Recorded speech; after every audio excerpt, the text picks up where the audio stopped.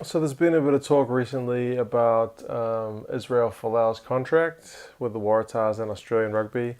It ends at the end of the 2018 Super Rugby season, and the main question is, does he stay in Australia at the end of that contract?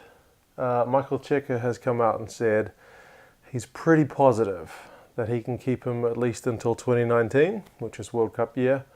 Uh, but yeah, he's not going any further than that. So it was an interesting one, and when I first thought of it, because I know he's recently gotten married to a New Zealand netball star, Maria Tutaya, now Maria Folau.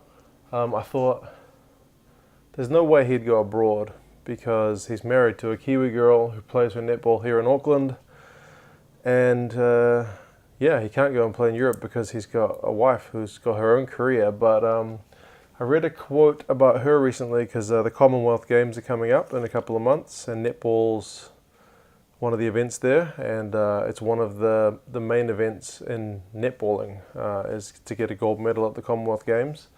She said she's going to treat it like it's her last. So I can't help but wonder if she's thinking about hanging up the bib, I guess it is, if you're a netball player.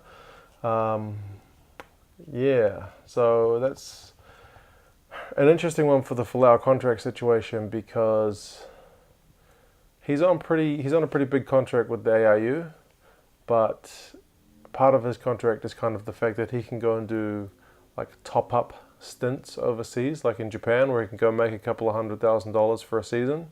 But he didn't do that recently because he was off having a honeymoon, getting married. Um, so yeah, he does. Well, in terms of the rumor factor, it's got nothing to do with the Blues, which is a pity because we've had a lot of players rumored to be wanting to come to the Blues recently, Quade Cooper and Roger Tuivasa-Sheck, but nothing about Folau coming over, and his wife plays netball here, so that's a pity. But in terms of his contract, he's played 62 games with the Wallabies, which puts him above that 60-game minimum that you have to get to before you can play overseas and still play for the Wallabies. So there's nothing to stop him taking a big money contract and then still turning out for the World Cup in 2019. Unlike like we always see with New Zealand players, they stick around till the World Cup and then they kind of floodgates open, and a lot of them, especially because he's 28, a lot of them around that age range tend to just call it quits and yeah, go overseas. So I've put down that he's a franchise player because it's kind of an American sport term. Maybe like marquee player would be the closest thing we have here. But like the franchise player is that guy who's the face of your franchise. He's your star player. He's your best player. He's the player that everybody comes to see. First guy on your team sheet. In Australian rugby, he really is the franchise player for both the Waratahs and for the Wallabies. There's no quick replacement for him. It's kind of like what Dan Carter was to the All Blacks for a lot of years.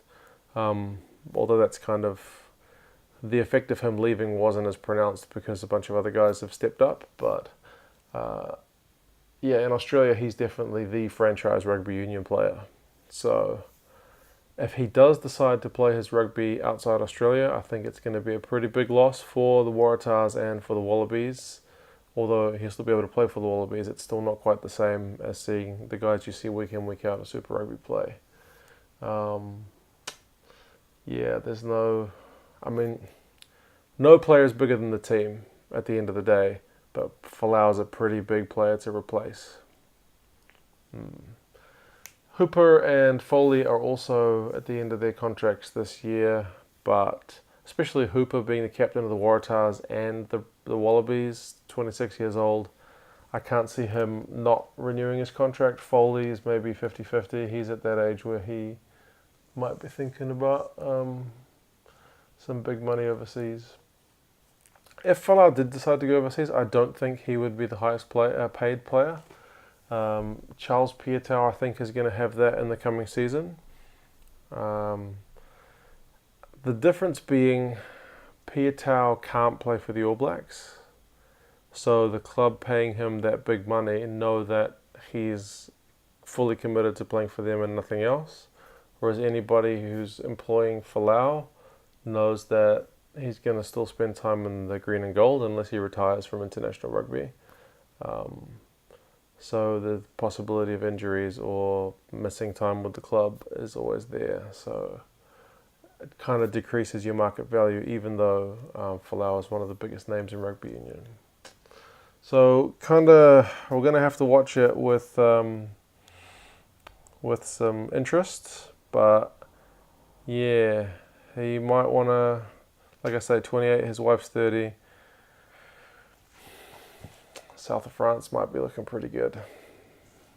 We'll see. Hope he stays at least till 2019. Go till 2019, finish your contract after the World Cup, then go. Do it then. Hope so, but we'll see. Or come to the Blues. Come to the Blues. We need a fullback, apparently. Anyway, 2 Cents Rugby. I'll see you guys next time.